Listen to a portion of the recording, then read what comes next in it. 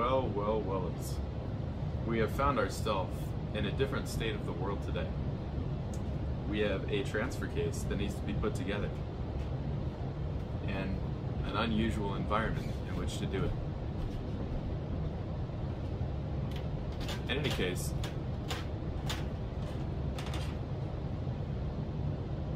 I gotta give a quick shout out to Schnitzel House because he put together two great videos, one on the T90 reassembly and one on the D18 reassembly.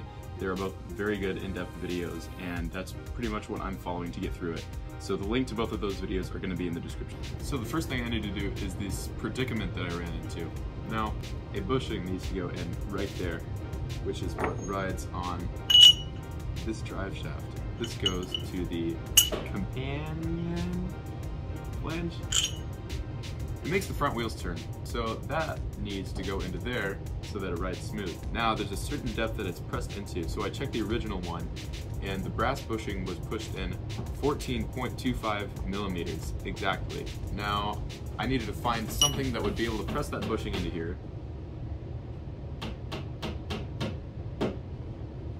and also figure out the particular depth at which it needed to go in.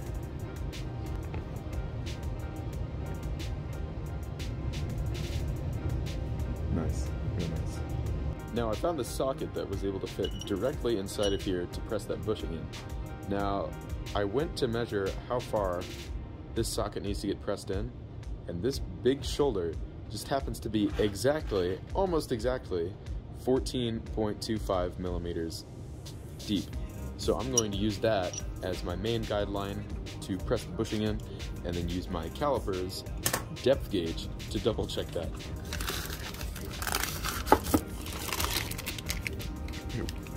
Where'd the other one go? What the?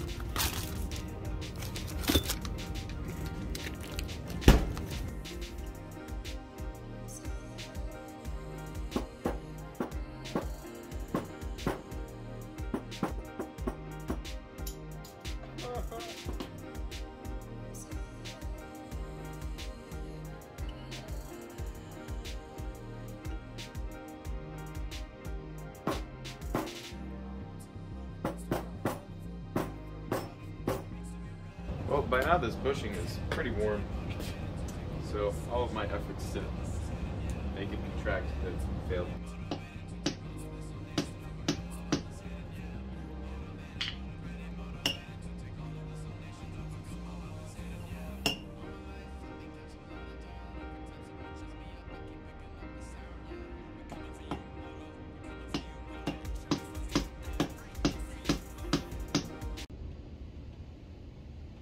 If you're wondering, I did not spend the last 30 minutes realizing that this was too small on the inside and then resizing the inside of it, of the bushing, and then trying everything I could to press it in and then accidentally overshooting by like 2 millimeters.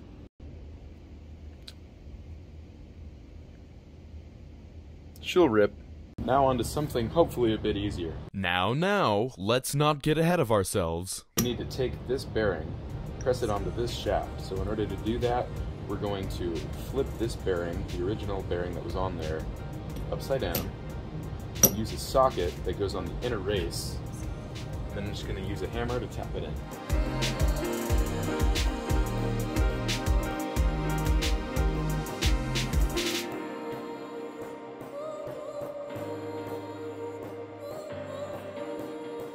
Now I'm going to use the bench vise, and I'm going to set it to just where it touches the main shaft, and then lightly tap it on.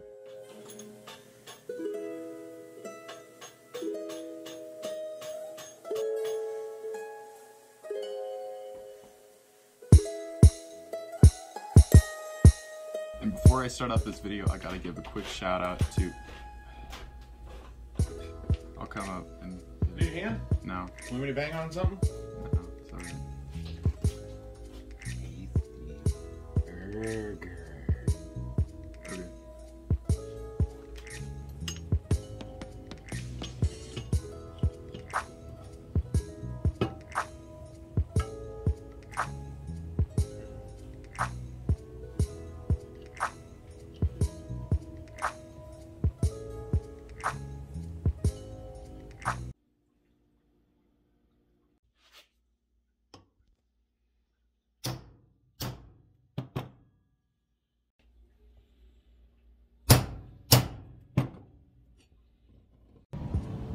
we got the bearing pressed on this side. I didn't record that part, but there's a thrust washer, a clip, and a bearing. And that pressed on pretty easily. I don't think it's supposed to. Maybe it's just a bit worn out, but it did. And now we're just gonna put the races on, I believe. And this should be solid in here, at least before we put the caps on and get everything shimmed up, which they didn't send me shims in my package, which is kind of a bummer, but I'm just gonna use the stock shim pack and hope that it works out good. Ooh, the cold really helped actually on that one.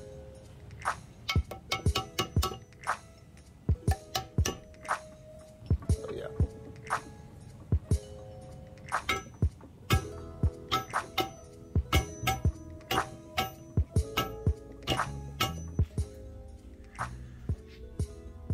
Okay everyone, welcome back.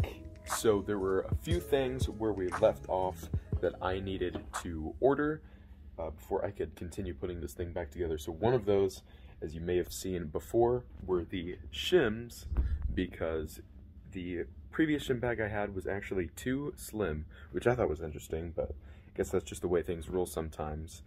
The bearing races got pressed in too much, and it made the main shaft start to seize up because there was no free play, and it was actually putting excessive pressure on the bearings. So I had to get a thicker shim pack, or just like extra shims, in order to take up some of the space between that, so that the clearances are better and don't make everything bind up. So I got that, and then I also got a new idler shaft for my reverse gear, and it has this weird notch in the side, which my original one right here does not have. I'm not sure if that's going to cause any issue, but I have a new gear and a new shaft, so if it goes completely wrong and it just like shreds the brass off, I guess I'll just send it. But I'm not super worried about it. I think it was designed that way for a reason. Maybe it's just so oil can get to it.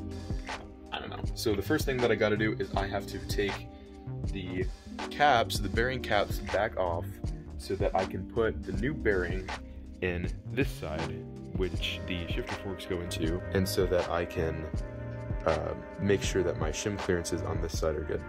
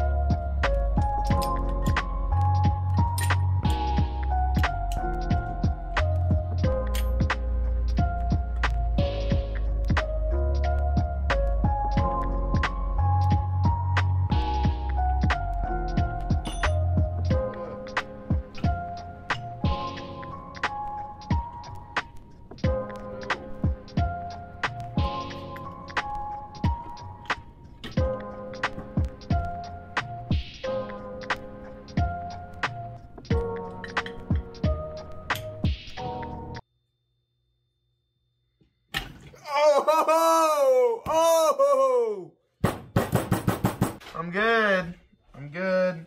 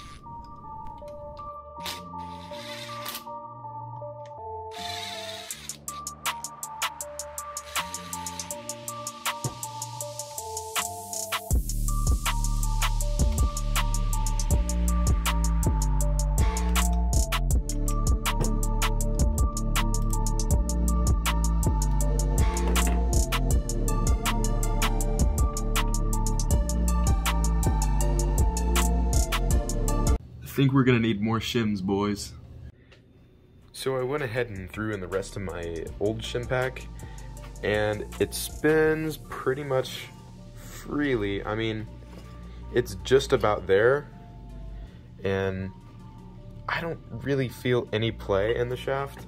I'm hoping that that'll be enough, especially when I put sealant between the shims. So I think I'm gonna throw it back together and then get the parking brake plate on with it, just because that has to be there between these two. So if I put the bolts in with the thread sealant and everything, I'd have to take them back off in order to put the parking brake cover on. So I'm gonna go ahead and do that. So I need to install the parking brake gear and thread sealant and not the parking brake gear, the speedometer gear, the parking brake cover, and yeah, we should be set. And I think that's about as good as we're gonna get with this main shaft bearing clearance.